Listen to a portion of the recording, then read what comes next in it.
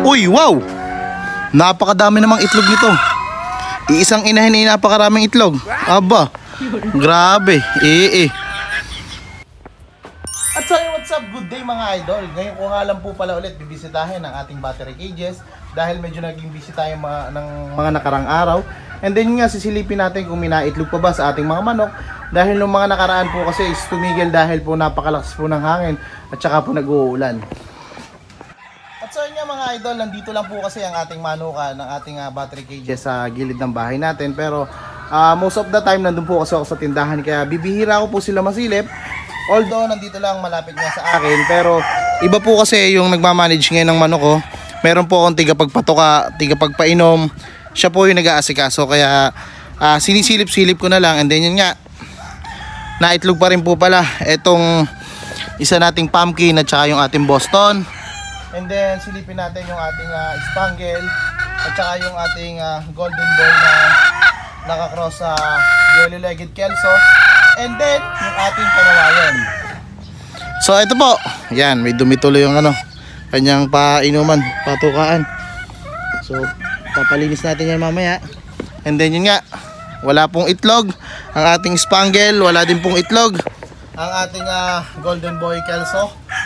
And then etong kanawayon, tatlo na palang itlog niya. Bakit ang dami mong itlog? Ilan man days ako hindi sumilip. Baka ito ay dito.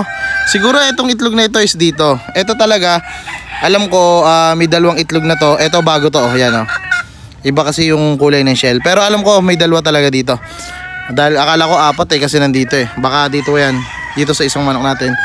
And then itong isang nating nagtatalisay na ito na kapatid naman to, magkapatid to, is hindi pa na itlog. Siguro wala sa kondisyon. So ibababa muna natin siya para makapanuka ng lupa and then mga bato-bato tsaka ng mga damo.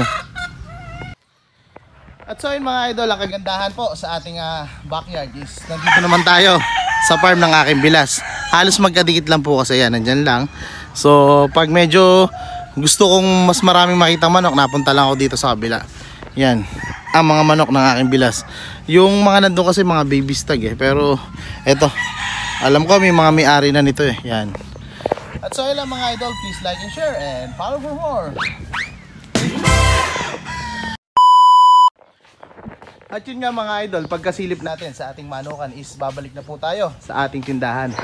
At dito po pala ang daan, mali pala ang ating ginda. So tayo ay pabalik-balik lang habang naghihintay ng customer. Medyo mainit kasi tanghali, siguro mamaya pa ulit ang dating nila. So yun lang. Ten.